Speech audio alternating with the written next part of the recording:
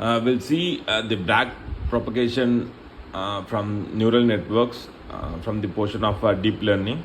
It's a supervised learning algorithm. It's used in training artificial neural network. It's a gradient-based optimization technique. It minimizes the error between the predicted output and the actual output by adjusting weights of the network.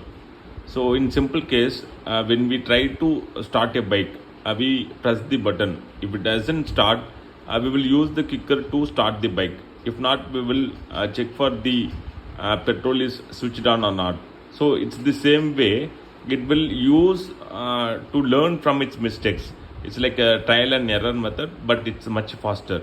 So the technical breakdown is forward propagation, loss calculation, gradient computation, weight adjustment, iterative improvement. So here this is example. We can able to see this is the input layer and these two are the hidden layer. We have the output layer. So what happens, it goes in the forward direction and it gets the output.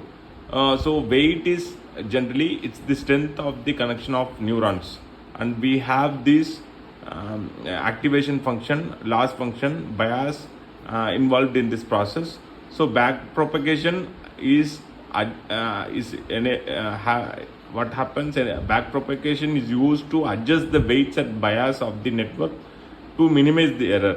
So we have the gradient descent, so which is used to find the optimal weights and biases that minimize the loss function.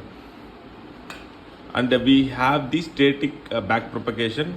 It feed forward neural networks where the data moves in a single direction from input layer to output layer. So this use cases is in static back propagation.